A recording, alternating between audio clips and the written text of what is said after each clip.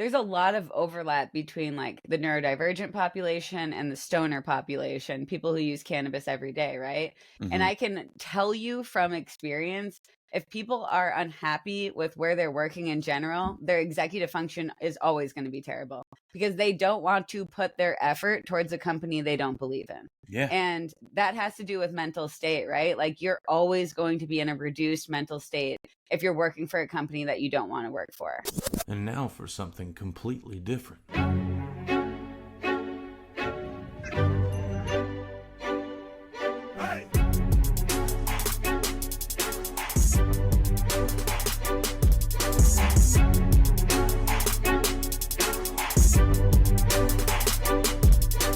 Yeah, so my background is my PhD is in pharmaceutical sciences, but my actual specialty is a word called pharmacognosy, and that is the study of natural medicines, whether it's plants, fungi, bacteria, and how we can, use these natural products as medicine. So pharmacognosy, if you break it down, it really just means the knowledge of pharma, and pharma just means medicine. So back when we were first discovering that nature had all these medicinal potentials, like thousands of years ago, we didn't have any synthetic medicine. We only had nature. So it was actually the first type of pharmacy that ever existed was pharmacognosy. And now we have these other branches, of course, when we have more modern medicine. But pharmacognosy still exists. The research is still happening, and we're still finding new drugs from nature. There was a doctor you had on your podcast, on Bioactive Podcast. Check out her podcast if you haven't already. You were talking to him. The topic started out about like what was in the media, right? Like all the negative press around cannabis in the media. I think that I listened to a podcast with a neuroscientist, Dr. Tara Swart, and she said something about, I think she said, you'll be hard pressed to find a neuroscientist that watches the news. And so, that's kind of where my mindset's at with the whole thing too. But nonetheless, I would love for you to debunk whatever's going on in that area. Yeah, absolutely. So just some more background on this, because it is really important what you're talking about with how the media kind of misconstrues research to fit a specific narrative. And this is happening everywhere, but it's really concerning when it has to deal with people's health and with a plant that is already highly stigmatized and not available to everyone, which is cannabis, right? Mm-hmm. So Dr. Ben Kaplan was on my podcast to talk about this subject because these headlines came out saying cannabis increases heart disease by 30%, like absolutely insane headlines, right? So as a community, as a cannabis community, this is something that we need to debunk immediately. We need to say, okay, like let's talk to the experts, let's talk to the PhD researchers, let's talk to the MDs, let's get their opinion on it and put it out there so that at least we can give our community ease of mind. But also we need to prevent these headlines from happening in the future, which that's a whole different conversation. But Dr. Ben Kaplan is a physician who specializes in cannabis medicine. He's a family practitioner. He has a really unique perspective on this subject because, cannabis does interact with every system in your body, including your heart, including, every system in your brain. It's everywhere. Your endogenous cannabinoid system is everywhere in your body. So when you're consuming cannabis, those active molecules, THC, CBD, they're interacting with every organ system in your body. I think a really, really good point that he made is we've been consuming cannabis for thousands of years. If something was this severe, like if cannabis was actually causing a 30+% increase in heart related conditions, we would know about that. That is so serious for that population. And he's saying, we've known forever that cannabis is a safe medicine. It's safer than almost every other pharmaceutical and even safer than most other natural medicines out there. So to have headlines like this, it's absolutely egregious because we have thousands of years of lived experience of people who consume cannabis every single day, myself included, our whole community. And we've never seen this type of data. So immediately that says, there's something wrong with this data. It's probably skewed in some way. It's also very frustrating that we can't just trust peer-reviewed data because a lot of peer-reviewed data we think is unbiased, but it's not. There is money that is funding people to publish data saying that cannabis has these negative effects. And very few people are publishing to focus on the positives of cannabis. So it's always something that we need to pay attention to when we're seeing these research studies. But essentially he's saying like he does not trust this data at all. He thinks there's a lot of confounding variables here. Of course, cannabis does affect your heart in some way. And if you have a underlying heart condition, absolutely be aware of consuming cannabis and how that could affect your heart. It can increase your heart rate because it's causing your blood vessels to dilate or get larger, meaning you need a little more energy to get all that blood moving across your body. It doesn't mean that in 30% of people you're going to get a heart attack. Really important to understand this nuance, and really important to understand how long we've been using this medicine and how safe it is compared to other medicines. I'm so thankful that I know people like you, and I got to meet Mary Clifton as well, and had her on my podcast. Amazing. She's amazing. I'm having her back on for sure. I love her perspective. I love her voice. It is so calming and just like comforting. I really love that about her. And she also really takes that patient first perspective where you can tell that she has spoken with thousands of medical patients, and she's not just like reading the literature and then blindly regurgitating that to people. She's really reading that literature, understanding how that relates to how their own experiences have been, and then using that data combined to communicate that to people. The general framework, in the world that I operate in, which, does involve cannabis, is an individual happy, right?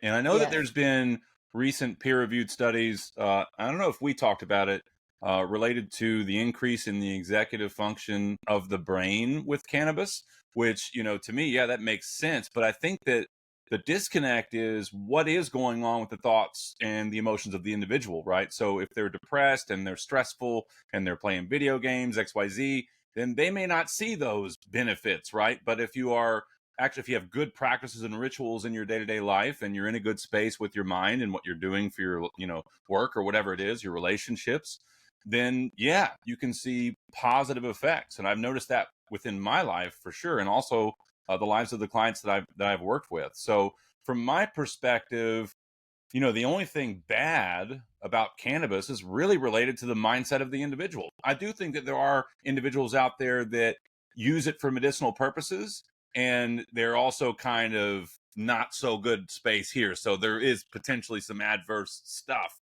But anyhow, my perspective is the only thing negative has to do with mindset. But I would love to hear from you, and maybe we've talked about this a little bit before, but just from your perspective, what are the potential negative effects of cannabis use, in terms of, is it using too much? Is it the type of strand?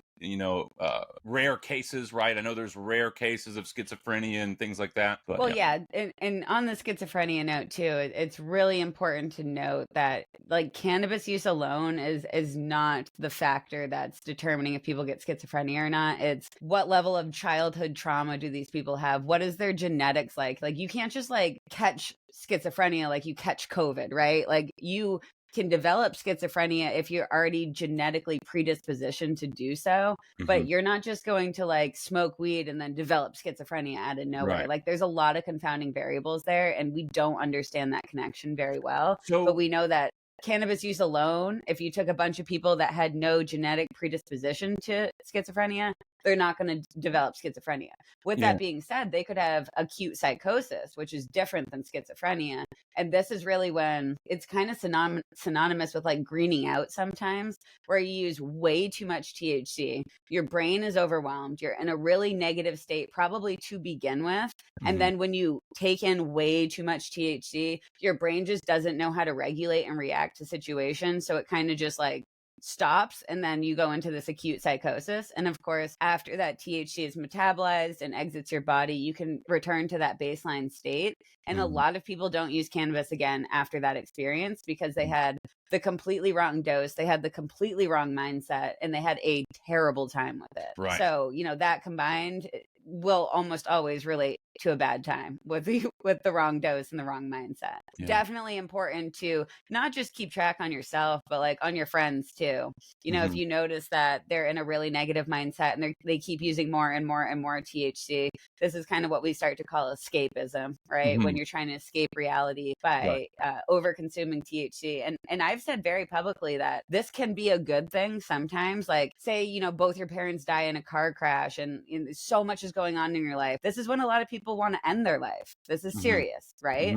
So if we can use cannabis as a Band-Aid in that situation, just for short-term use, and say, you know what, use as much as you want, be high 24/7, but understand that is short-term. and you are healing, Yeah. and that this is not a long-term situation. You will need to find therapy. You will need to find a support system. You will need to decrease your dose of THC at some point. But, get there. Let yourself get there. Let your brain be absolutely swamped in THC for a little bit to at least get you by that hump that says, like, I cannot deal with what's happening in my life right now.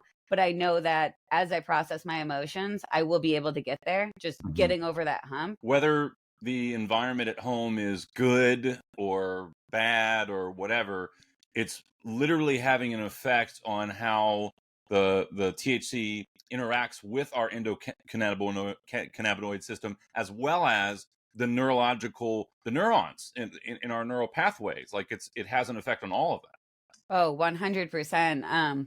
Even if we think about the ECS and how it's involved in emotional regulation, like that is part of it too. And if your emotional state is already really low, if you don't have that bandwidth, if you're not sending those other neurotransmitters, your ECS is going to react in different ways compared to if you were already in this happy state and you're sending serotonin and dopamine and your brain's kind of functioning as it should, what is normal. But the role of your ECS is to bring balance to a system, right? So if your system's already closer to that balance and you use cannabis, you're probably going to feel more normal and happy, and you're going to have that positive experience. If your brain is already in a super low state and you're not sending those normal neurotransmitters and your brain's kind of already in this flux state, it's going to be, you're going to activate your ECS from using cannabis, but that may look very differently and it might feel very differently based on what your baseline is for that day. On the woo-woo side, cannabis is either your spiritual teacher or your ally. And when it's a teacher, it's like, here's the anxiety, here's the stress, here's the negative thought trails. And then ally is when it's the individual who is in the good state of mind and they're utilizing cannabis in a way that serves them. It can teach you a lot, but you also need to be open to receiving that lesson, which I think a lot of people are not open to. They're busy, they're consuming, and then they're running, and they're not giving their brain time to really react to what the situation is and how we feel from that. And I think a lot of that can result in anxiety because you didn't give your brain any time to process. And now you're sitting somewhere overwhelmed because now everything's hitting you at the same time. So I'm just curious, have you seen into any studies like someone who is, in that kind of a scenario, and unconsciously using the plant and they're not in a good place, if they don't do anything about their mental state, they don't work on rewiring their mind or anything of the sort, and they just continue to unconsciously use cannabis for 50 years until they're 70 or whatever, I'm assuming there might be adverse effects long term. That's where my thought would be. Yeah. And I also, on a shorter time scale, just so it's easier to relate to, like, I think this happened to a lot of people over COVID, where people, COVID happened, everyone's in their house for the first time, like ever, right? All of a sudden you have weed next to you all day long. And a lot of people, consumed a lot more than they normally would, and maybe in different doses too. And a lot of people are saying, like, I don't remember that time in my life at all. Like, I feel like my life just like stopped, and now it's like starting again. And I think a lot of that was probably overusing cannabis and not having any sort of checks and balances in your life to say like, hey, maybe you were consuming too much. Maybe this wasn't a form of escapism that you used for like 3 years, which might be a bit on the long side for escapism. But obviously COVID was extremely stressful, and some people did lose family members and had that additional trauma. So yeah, I think when we extend that timeline to like 40, 50 years, but at the same time, I think very few people use it for that long without seeing any sort of benefits in their life. Like, you talk to some of these old Wookiee stoners and you're like, you're the happiest person I know, or like, you have the best community. You make, you have these amazing ways that you've kind of integrated cannabis into your life. And it's worked for you in some way or another. And I think a lot of people who think they might be using for recreational or adult use purposes, they might find later that, oh, I actually did have a neurological condition. I actually did have XYZ. And that's the reason why cannabis works so well with my brain. I think it's funny we talk about you're either using for medicinal purposes or recreational purposes. It's like those rec users, they can't say no to the medicine. Like, you're still intaking a medicinal plant Mhm. every single day, or Right. however often you use it. You're still getting that anti-inflammatory benefits. You're still getting those reduced cortisol levels and your stress. Like, you're still getting that. You're just labeling it as recreational, although you're still getting the same medicinal benefits that somebody who requires the plant for their general health are getting, but you just might not have that direct correlation and be able to relate to it in that way. Yeah. I want to go back to the potential negatives, but first I want to double back to the increased executive function of the brain. What is your perception of that? Yeah, I think this depends on your general brain state, but I think for a lot of people who identify as neurodivergent, this could be autistic, ADHD, I mean narcolepsy, it could be seizures, it could be so many different things. If you feel like your brain's kind of different in some way and you struggle with executive function, especially if you're employed by somebody who's not very open to this concept of struggling with executive function and being able to check off those tasks, I think it helps a lot of people be able to complete these tasks. Whether that's just allowing your brain to like relax on all of the clouded stuff that takes over your brain when you start your workday and you're like, oh my God, I have 8 billion things to do. And all of a sudden you're paralyzed and you can't do anything. I think for a lot of people, using cannabis can kind of help you get through that barrier and put some things in the back of your mind and put other things in the front of your mind, help you even enjoy the tasks a little bit more, which I don't think is talked about a lot. But, even if you have to, like, for example, create a PowerPoint, right? That could be on your list of things to do. It's a deliverable. You have to get that to your boss. But you are having trouble initiating that task. You really don't want to do it, so you're not going to do it, right? So using cannabis, I think, can bring the concept of play and fun even into something like work. And all of a sudden, instead of like having to do a PowerPoint and like dragging yourself through that process, instead, you can be like, I'm going to make this kind of fun. I'm going to add in some graphics I really like. I'm going to bring in some personality to this. I'm going to do some research. I'm going to watch some YouTube videos to help me learn about this. Really diversifying the way that you normally would do something to make it more compatible with where your brain state is at. And I think cannabis helps us be more aware of that and say, Riley, I know you wouldn't do this normally, but like, how can we make this fun? How can we make this be in line with something that we need to do? And at least for me and for a lot of people that I talk to, cannabis can help in that way. Yeah. And I think for, employers, this is a really tough spot because cannabis, the way that they have previously perceived cannabis is it makes you dumb and lazy, right? So why on earth would an employer allow its employees to use cannabis during the day? But we actually recently completed a survey and we found that 64% of people were using cannabis before noon because it helps with their executive function. It helps them get out of bed and actually be productive and do things. And if we can share this data with employers and say, listen, your employees are doing it anyway, they have to hide this from you. If you were more open about this, you would have better employee retention for sure. And two, like, people would be more productive. It's very counterintuitive, and not everyone's going to smoke weed in the morning.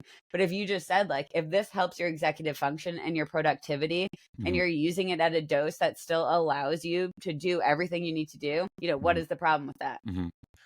So my first thought with the executive function thing is that if an individual's in a good space of mind and they're mindful and all the things and, happy with their life, then inevitably it's going to help with the executive function. But then my initial thought was like, if you're not, if the job you're at you don't like and you're living for Friday or you're living for the weekend every week, then my shotgun thought would be that it would not necessarily help with the executive function. But what I'm hearing from you is that maybe someone that does fit in that category, and they have some kind of project to do or whatever that they're not getting done, maybe they do. But then I think back to me in historical versions of myself many years back, increase my executive. If you told me that, I'd be like, get the fuck out of here, man. There's no way that's happening. You know what I mean? Because I was lazy as shit, had no motivation. I was high all the time. You know what I mean? Like, is it like, I guess it just kind of depends on the user, one, but then I think it would lean more heavily towards benefiting someone who's in a good space of mind.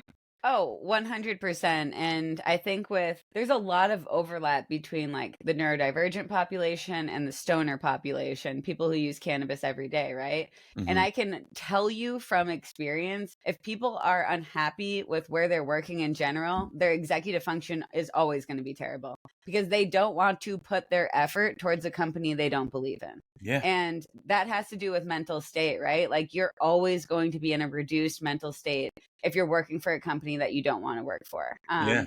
And I think that's not something, I mean, obviously, I've had the privilege of now working for myself. But when I worked for other companies, even just a year ago, 2 years ago, I struggle with executive function more than ever because I did not want to help them. I did Yeah. not want to do the work for them, you Yeah. know? And Yeah. you're self-employed now too. And I'm sure you've seen Same changes thing. in your executive function. Yeah. Yeah, exactly.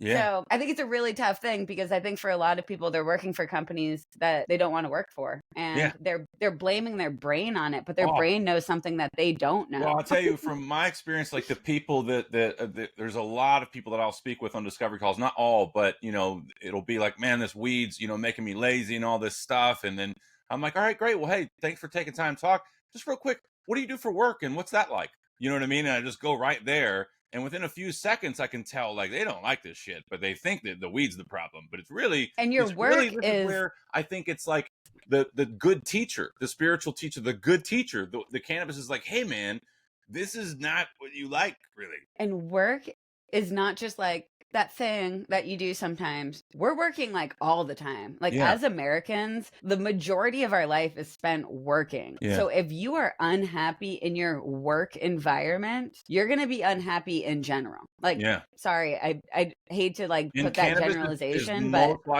cannabis is most likely gonna magnify that. exactly, 100%. And again, like if we're not really in touch with our body and our brain and our emotions, we might not get to the point of realizing this, but our essentially all we do is work and sleep, right? We got a little bit of time in there for other things we care about, but work and sleep are two of the most important things. So if your sleep schedule is terrible, you know, that can definitely play into your mental state too, day to day. You know, if you're only getting 4 hours of sleep a day, that can change the way your brain operates too. And And if also you're sleep working for quality. someone, The quality yep, of sleep it too.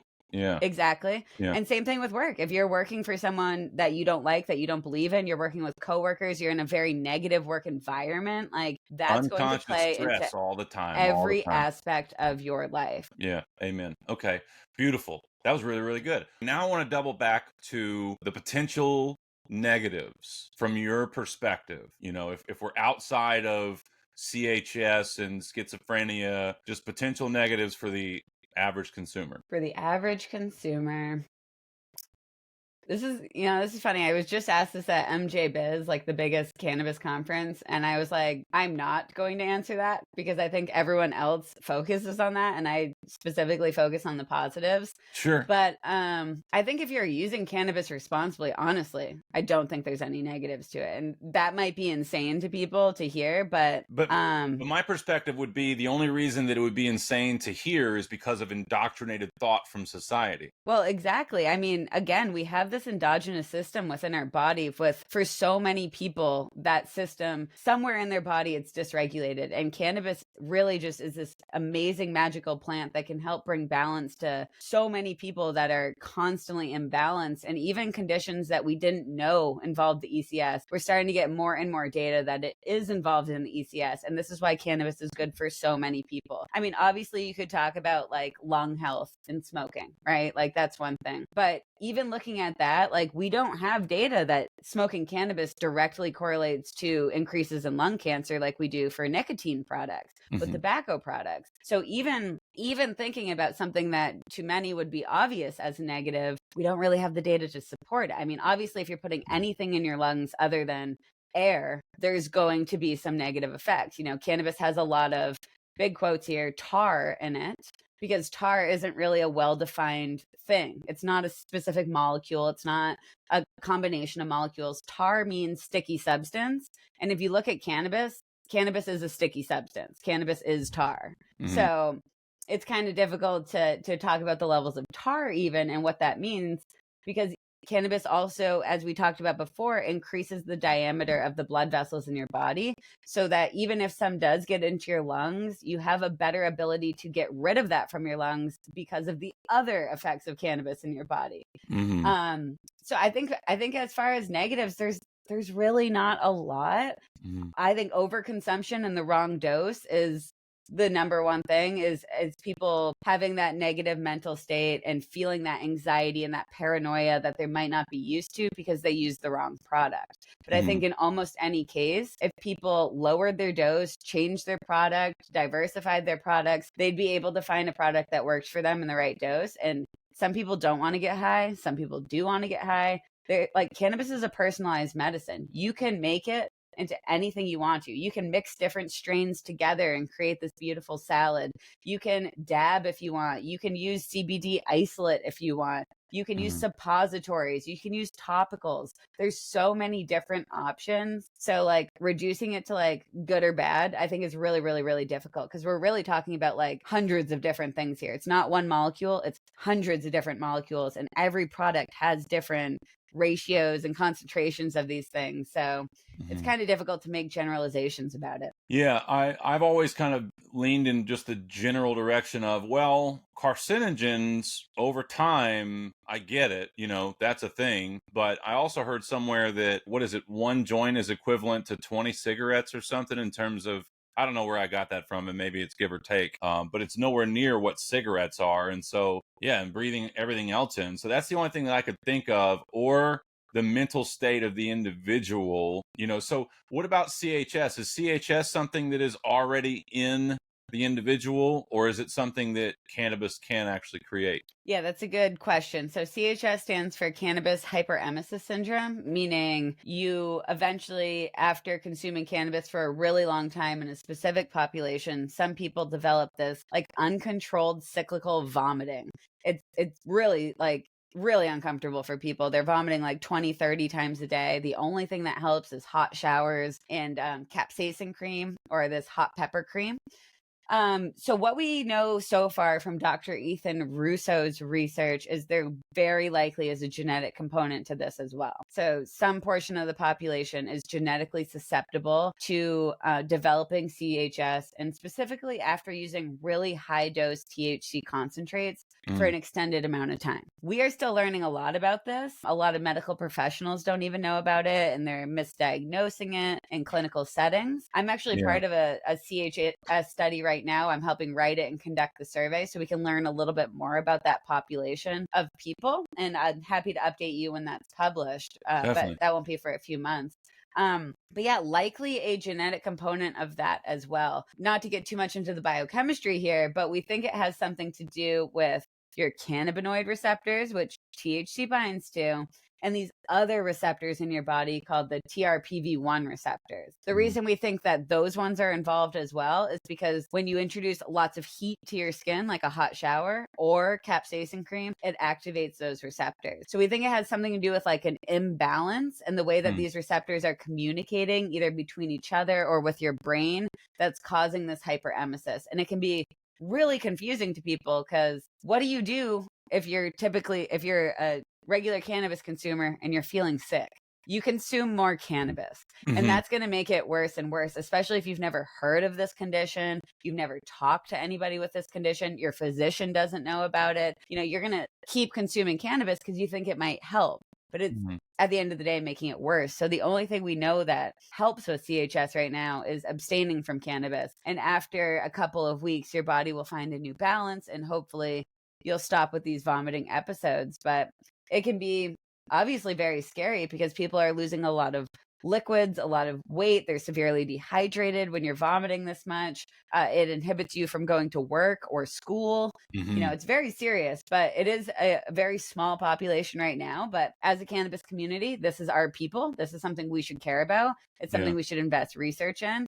But it is quite rare still at this time. So thank you so much for that explanation. Just to recap and to summarize, generally speaking, it's when someone is using high concentrate like dab, potent stuff in excess. Correct. Yeah. I mean, again, and this is actually the reason we're doing this survey, so we can really put data behind that. a lot of what we're talking about here is like using science as advocacy. But yeah, we're trying to learn, is it people only who have dabbed potent concentrates that develop CHS? I've never talked to someone who developed it from using flour. But that's also just my network on the internet. I don't know, extended beyond that if we have it. I'm sure there's been a case of it, because even flour now, we can breed it to produce 30% THC. And you'd think if you were only consuming 30% THC flour, that could also eventually cause some sort of dysregulation in your body that would lead to something like CHS. Okay. Yeah, so part of all my questions comes from the analytical mind, right? That was always there in the past and would want to just make sure, and I know that I have people that, they see it out there that like, yeah, it may not be as bad as we were indoctrinated to believe, but because of how deep that indoctrination is, I know how valuable it is to learn about things like this and kind of dig into the crevices that we can to really solidify, like, yeah, in the subconscious mind, like, it's okay. Because I think that one of the most challenging parts with cannabis and how it affects people in general is that unconscious shame around the plant, and so many people aren't even aware that that's what's going on in their life. And so for me, 100%. And oh God, there's so much I can talk to here. But just your point on CHS too, like, cannabis is so safe. It really is a safe medicine, but too much of anything is bad for you. We need to remember that. Like, it is a balancing act always. And if you're using way too much of something, eventually that's going to catch up to you in some way, and it's going to cause dysregulation instead of actually balancing out your body. If we use too much of anything, it's going to cause dysregulation. And, cannabis is safe, but it's not safer than air, like we need to remember that, like, it is a bioactive substance. It's interacting with our body. And we need to understand, like, if we are introducing way too much of something, we need to be aware it could definitely cause dysregulation. Yeah. What else did you just bring up? Because I was going to talk about that too. The What did unconscious you just shame. say? The Oh yeah, unconscious shame. unconscious shame. And I think that's specific to daily cannabis users. I'm not saying specific, but specifically affects daily cannabis users.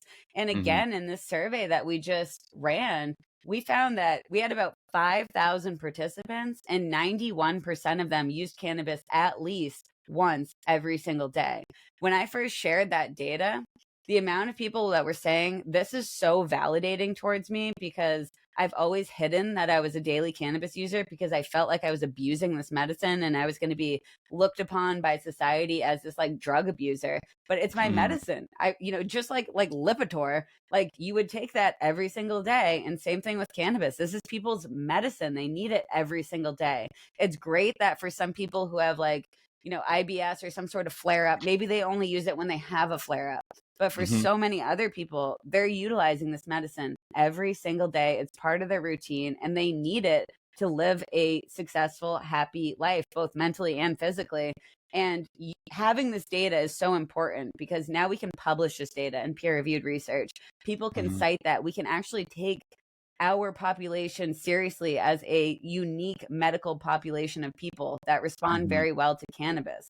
Yeah. And we can study us more, and we can provide subsidized medicine. Like, why are our medical people still paying for all of this out of pocket, when if I was prescribed Lipitor, that would be completely covered, or almost completely covered, by my healthcare, right? So we're starting to see changes happening here too, where in like states like Colorado, they're starting to develop programs to provide subsidized medicine for people, because it is medicine. It is not just a quote recreational drug. People use this for their medicine every single day. Right. I'm just curious. So, what were the qualifiers for the 5,000 participants in the study? Qualifiers were, it was just a link on our social profiles, but this is all like IRB certified. It's anonymized data, but you just had to be, I believe it was over 18 years old and a U.S. citizen at the time that we released it. That was it. And what was the main intent of the experiment? To learn what the average consumer is like. We have no data on what the average cannabis consumer is like, because honestly, a lot of the researchers or the people who have Mhm. studied I'm saying the stoner population in the past, people don't trust them. So they don't want to participate in their research because Mhm. they don't know what they're going to do with that data. They don't know how they're going to write up that data, if it's going to be a pro cannabis or an anti cannabis piece. So Mhm. myself and Dr. Shields, the other person that was running the survey, we've built this community online saying, hey, I'm a stoner, I'm a daily cannabis consumer. I'm filling out the survey. I'm analyzing this data. You can trust me. And people do trust us. And they did fill Yeah. out that survey. And we can tell by the results that we got some pretty honest data. And this Yeah. data is not just about cannabis consumption, but oh, by the way, any listener, you can still sign up for the survey. It's linked to my bio, Cannabichem on all social media. You can still sign up for the survey. And even in those baseline questions, we're asking really tough questions. Cannabis and pregnancy, cannabis and driving, cannabis and neurodivergence, cannabis and other pharmaceuticals, cannabis and other drugs of abuse or, potential drugs of abuse. These are things that have not been studied, but we plan on diving into each of these deeply in the future and really focusing on these populations and looking at it from a pro cannabis, pro consumer standpoint, which no one's ever done. It's always been Mhm. like, how are these people abusing this drug? How are they menaces to society? How can we stop them from doing this? Instead, we're saying, let's like people keep doing what they're doing and just learn from them. What has worked from them? We also, in this survey, included the WHO's essentially like happiness score, kind of what you're Mhm. talking about. Are Mhm. people who are regular consumers of cannabis happier than the rest of the population? Mhm. Data suggests yes, but we're not done looking at all the data yet. But, that is a metric that's important in society, especially for now when there's so many people that aren't happy, when we have a lot of people ending their lives because they don't have mental health resources, they don't have financial help resources, and cannabis can offer a lot of value to medicine in many different ways. And we're just trying to learn from our population. That's so beautiful. I love this. So, can people go and look at what's happening with this study? Not yet. So we are first just analyzing the first like 5,000 people that filled out the survey, mainly because we had a conference like last weekend and we wanted to present some of this data. Uh-huh. So that's really where that started from. But we are starting like the meta analysis of looking at everything. Then we're going to publish it in a peer reviewed journal. And then that data will be open to people. Like it'll be included in that Oh, publication where people can actually like look through the numbers and do any sort super of cool. additional analysis. Well, then, hell yeah, I definitely want to do that. Okay. One more question about potential negatives. Yeah. So, from your experience, the people that comment or the people you've interacted with, what would you say is like one of the number one things that people come at you with saying, well, weed, blah, blah, blah, blah, blah. And you're like, well, no, that's not true because blah, blah, blah, blah, blah.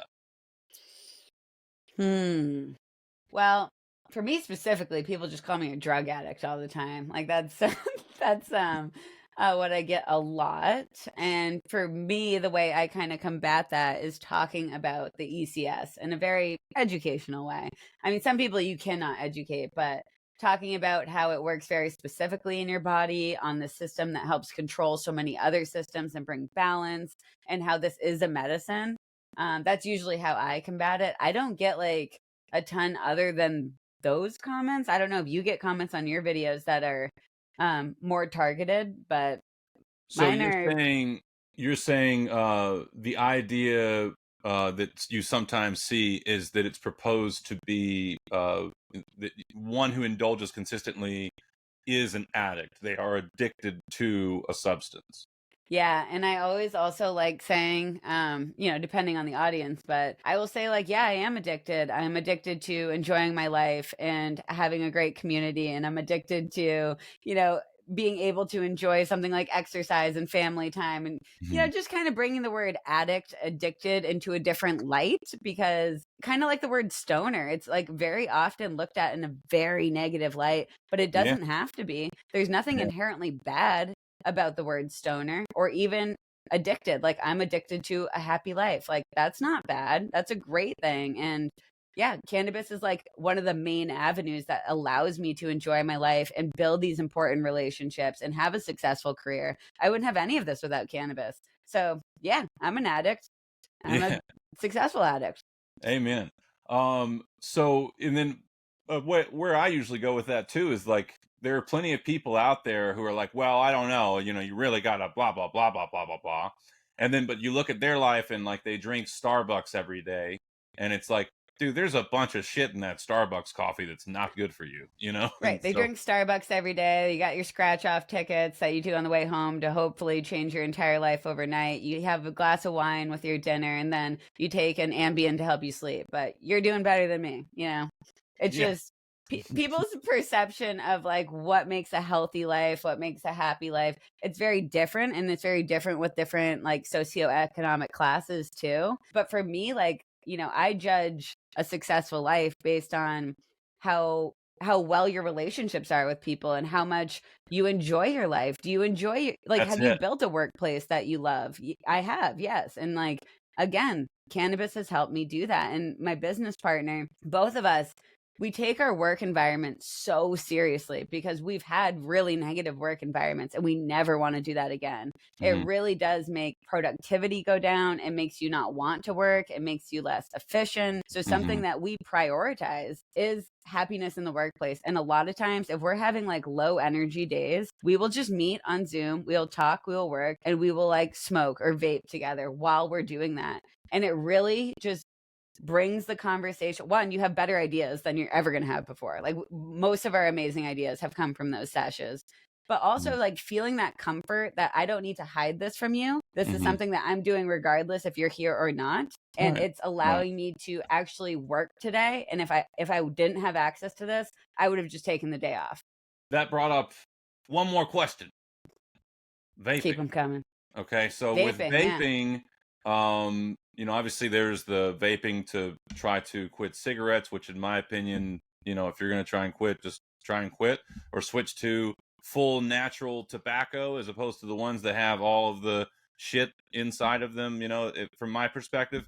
But my experience with the vaping for cannabis, whenever I indulge with it, and also I've had people tell me the same thing, that it would be okay and fine, whatever. Sometimes good or really good, whatever you say. But the come down was always like this weird crashing stuff. And I'm always kind of skeptical about things that are made in a lab to the degree that I feel like this might be. So, what's your perspective on vaping? Yeah, I will say, as far as like made in a lab, some of these vape products are made without any solvents, like rosins. They are just like extracted right from the plant, and then that oil is put into the cartridge. A lot of times, if you have the wrong consistency of oil, though, people do have to add additional products, kind of what you're talking about, to Mm-hmm. allow it to be vape. I think Mm-hmm. vaping is kind of a hard conversation because it's definitely not for everyone, especially if you've struggled with something like cigarettes or nicotine vapes and you're used to having that like ability to hit something all the time. I think for those populations of people, it might not be the best consumption method because it kind of lacks some of that intention Mm-hmm. with consumption. With that also being said, for a lot of medical patients, it's one of the most accessible ways to consume cannabis, whether you're traveling at a conference or you're, walking to the subway, like you can just quickly dose Mm-hmm. yourself. And that's great for that population of people. I Mm-hmm. personally don't vape because I don't like how accessible it is. I don't want to be able to just like type, hit a pen, hit a pen, hit a pen, because Mm-hmm. I'll do that too much. I don't trust myself with that. I think there are a lot of safe vape products, Yeah. but at the same time, the cannabis industry really needs to do more research on the actual vape hardware that we're using because we're still using the same vape hardware that the tobacco industry was using when they first started. And we've seen the tobacco industry, evolve over time to create safer vape products and to be more efficient. And we haven't seen that happen in cannabis yet. But yeah, I think for a lot of consumers, you can very easily create an unhealthy relationship with cannabis through vape products because they're so easy to dose yourself and they're often really potent products. So even just like a little hit, you're going to get really high.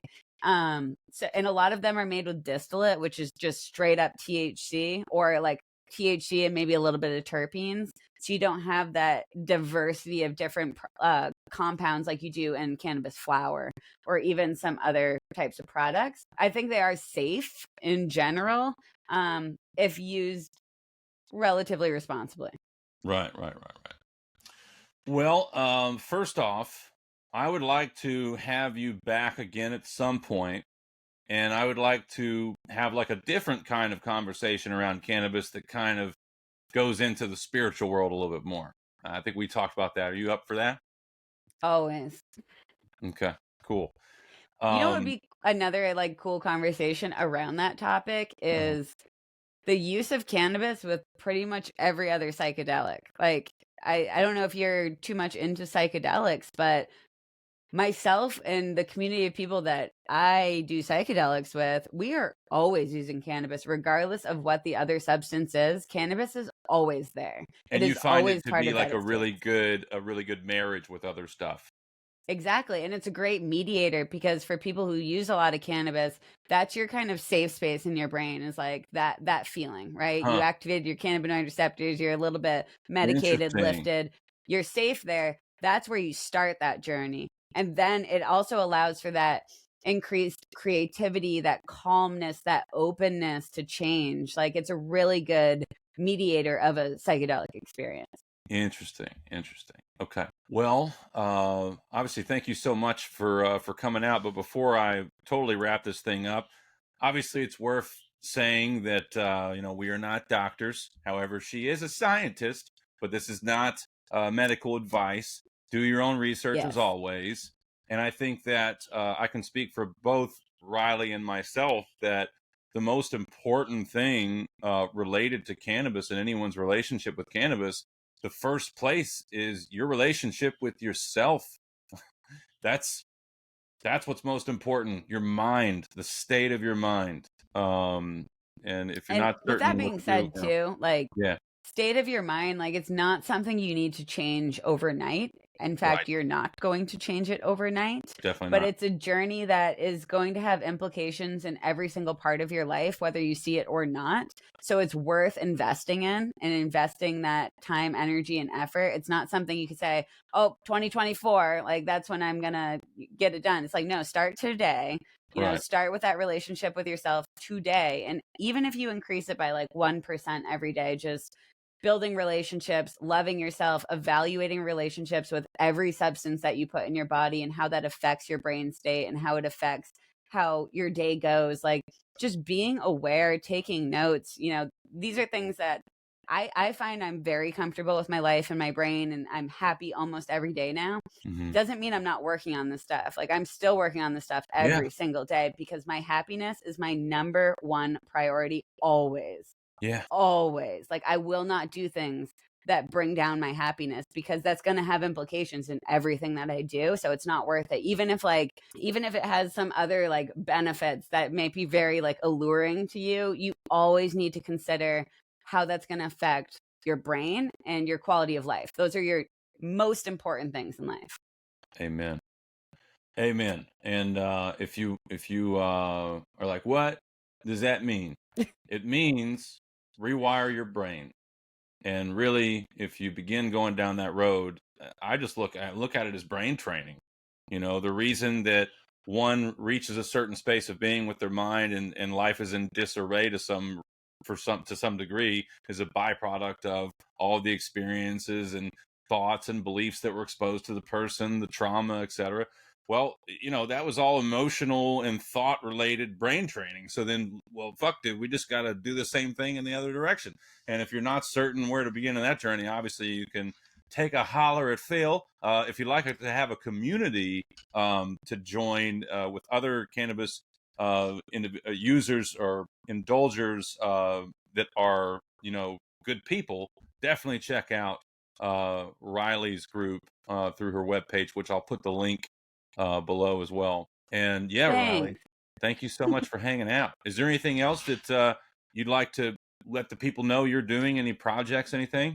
No, I mean, if you're a cannabis consumer, definitely fill out the survey, link to my bio. The more share it with anyone you know who uses cannabis. There's power in numbers, and we can use this data for science as advocacy to help our community have access and just be represented in science and medicine because we are always just pegged as these drug addicts, but really we're just a really unique neurotype that deserves to be studied and to have a voice in this space. So definitely check that out. If you like poetry, if you like haikus, I write a haiku almost every day on my website, bioactivepodcast.com. It's one way I just like continue being creative every day. So you can also submit one if you want, if you write haikus, at haikus@bioactivepodcast.com. But other than that, thanks for the shout outs. I appreciate that. And it's always great talking to you, Phil. You as well. Do you mind hanging tight for a second? No, not at all. All right. Well, then, thanks again, everybody. And until next time. Just you white in me again. Just you white. You'll be studying.